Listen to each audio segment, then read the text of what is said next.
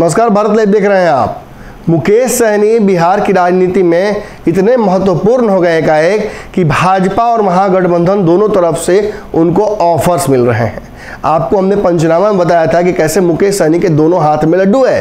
एक तरफ भाजपा के द्वारा दिए गए ऑफर्स पर मुकेश सहनी की चुप्पी, वहीं दूसरी तरफ महागठबंधन से उनको मिल रहे लगातार ऑफर्स ये साबित कर रहे हैं कि मुकेश सहनी का जो वोट बैंक उन्होंने साबित किया है बिहार में पिछले 3-4 सालों में, वो बड़ा महत्वपूर्ण हो गया है और उनके पक्ष में बोल रहा है। सबसे बड़ी वकालत अगर कोई उनकी कर रहा है तो वो वोट बैंक मलाहों का, जो बिहार में जहां भी चुनाव लड़े हैं मुकेश सहनी उनके साथ खड़ा रहा है।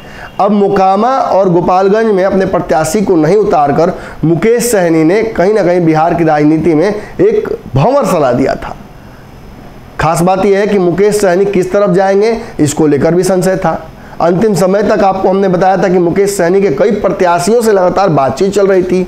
ये भी लगभग तय हो गया था कि कम से कम मोकामा में तो चुनाव लड़ने वो जा रहे हैं, वहाँ का जो वोट बैंक है मलाहों का उसको वो अपने पाले में करेंगे। लेकिन कुछ दिनों पहले, 2 दिन पहले आपको पंचनामा जब मैंने बताया था कि मुकेश सहनी से बातचीत हो गई है लालू यादव की, तेजस्वी यादव से भी अंतिम लेवल पर उनकी बात चल रही है, महागठबंधन में उनकी एंट्री लगभग सुनिश्चित हो चुकी है। इस बात पर, इस खबर पर आज मुहर लग गई। मुकेश सहनी ने स्पष्ट कर दिया है कि वो महागठबंधन के पक्ष में वोट मांगेंगे। उन्होंने ये भी स्पष्ट कर दिया है कि गोपालगंज और मोकामा दोनों जगहों पर वो खुद जाएंगे और 3 तारीख को जो चुनाव है उसमें भाजपा के खिलाफ अपने समाज के लोगों को एकजुट करके वोट दिलवाएंगे। मुकेश सहनी ने एक पत्र जारी किया है जिसमें अपने समाज के लोगों को भी मैसेज दिया है और जनता को भी एक मैसेज दिया है कि कैसे आगे की रणनीति करनी है। मुकेश सहनी ने लिखा है, बिहार विधानसभा उपचुनाव 3 नवंबर 2022 के मौके पर मोकामा एवं गोपालगंज की जनता को मेरा मार्मिक प्रार्थना। उन्होंने कहा है, आपका अपना सन ऑफ मलाह का आप सभी जनता जनार्दन को प्रणाम। मेरा जन्म एक गरीब अति पिछड़ा मछुआरा परिवार में हुआ था। कुछ बड़ा करने का सपना लिए मैं किशोरावस्था से ही घर छोड़कर मुंबई चला गया था। 30 रुपया रोजाना मेहनताना कर मजदूरों का काम करता था। ईमानदारी और कड़ी मेहनत के बल पर एक ऊंचा मकाम हमने हासिल किया और माया नगरी मुंबई में एक अलग पहचान बनाई। लेकिन मातृभूमि बिहार की मिट्टी का कर्ज, मेहनत कश बिहारियों का दर्द, साथ ही बिहार की कुल जनसंख्या के 1/3 अति पिछड़ा समाज के पिछड़ापन का दंश मुझे मेरी कर्म भूमि मुंबई एवं ऐशो आराम को छोड़ने पर मजबूर कर दिया।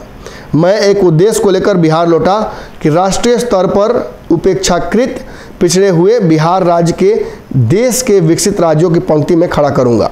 उपरोक्त लक्ष्य की प्राप्ति के लिए मैंने अपनी मातृभूमि के निषाद समाज के सभी उपजाति, चाहे बिंद, बेलदार, नोनिया, मलाह, निषाद आदि समाज को इकट्ठा किया, उनमें आत्मविश्वास भरने का काम किया, उन्हें जगाने का काम किया ताकि राज्य के अति पिछड़ा समाज का नेतृत्व भी मिल सके। मैं कर्पूरी जी के सपनों एवं आदर्शों को पूरा करना चाहता हूं। मेरा उद्देश्य अति पिछड़ा पिछड़ों, दलितों, आदिवासियों को उनकी जनसंख्या के अनुपात में आरक्षण दिलाना है। निषाद समाज को अनुसूचित जाति के अंतर्गत आरक्षण दिलाना भी हमारा उद्देश्य है। इसके लिए हमारी लड़ाई केंद्र सरकार से जारी रहेगी और इसी उद्देश्य हेतु हमने उत्तर प्रदेश विधानसभा चुनाव लड़ने का एवं उत्तर प्रदेश में झारखंड राज्य में अपनी पार्टी का विस्तार का निर्णय लिया। मुझे आशा एवं विश्वास है कि हमारी पार्टी एक दिन राष्ट्रीय पार्टी बनेगी। इस निमित्त राज्य में मेरे द्वारा विकासशील इंसान पार्टी का गठन किया गया। तत्प्रावधान 2019 का लोकसभा चुनाव एवं 2020 का विधानसभा चुनाव पूरी ताकत से लड़ा और 2020 में विधानसभा चुनाव में बिहार के सर्व समाज को टिकट देने का काम किया। मेरी पार्टी 11 सीटों पर चुनाव लड़ी, जिसमें 4 सीट हम जीत कर आए। इसके बाद मुकेश सहनी कहते हैं कि लोग जमाने से लड़ते आ रहे हैं हम पर राज करने के लिए, हम लड़ रहे हैं अपने हक हकूक को बचाने के लिए। मुकेश सहनी कहते हैं कि जिस तरीके से समाज के इस वर्ग के साथ नाइंसाफ़ी होती रही है उसके पीछे कहीं ना कहीं सामंतवादी ताकतें रही हैं और भाजपा उन सामंतवादी ताकतों का एक चेहरा है।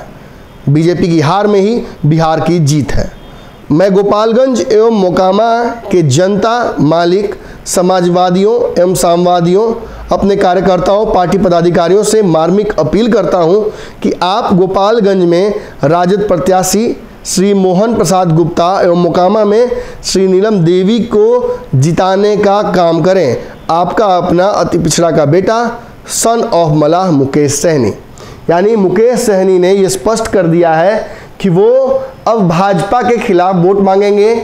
अगर उनके सामने चाहे उनके प्रतिद्वंदी ही हो, चाहे राजद ही हो, लेकिन अगर भाजपा को कमजोर करने की परिस्थितियां बनेंगी तो वो अपनी जो महत्वाकांक्षाएं हैं उन्हें भी त्याग देंगे। एक पार्टी के तौर पर दोनों सीटों पर उन्हें चुनाव लड़ना था, चूंकि दोनों गठबंधनों में वो नहीं है, लेकिन उन्होंने दोनों सीटों पर प्रत्याशी नहीं उतारा। बाकायदा उन्होंने राजद के प्रत्याशियों के लिए वोट मांगने का निर्णय ले लिया है। वो खुद भी चुनाव प्रचार में जाने की तैयारी कर रहे हैं। ऐसे में ये स्पष्ट हो जाता है कि मुकेश सहनी भाजपा द्वारा दिए गए ऑफर को ठुकरा चुके हैं और जो दावा हमने कुछ दिनों पहले किया था कि महागठबंधन में मुकेश सहनी की एंट्री पर मुहर लग चुकी है, वो अब जाकर सत्यापित हो जाती है। अगर ये वीडियो पसंद आई और वह बिहार के राजनीति और बिहारियत से सरोकार रखेनी तो सब्सक्राइब बटन दबा के चैनल के सब्सक्राइब कर ली। ओजे एगो घंटी बा, ओकरा बटन दबा देला से कुल सटीक और मारक खबर रुआ मुफ्त में मिल जाई। अगर रुआ पत्रकारिता के हमनी के नया प्रयोग में सहयोग कर चाहतानी तो ज्वाइन बटन दबा दी। पेटीएम नंबर नोट कर ली 938681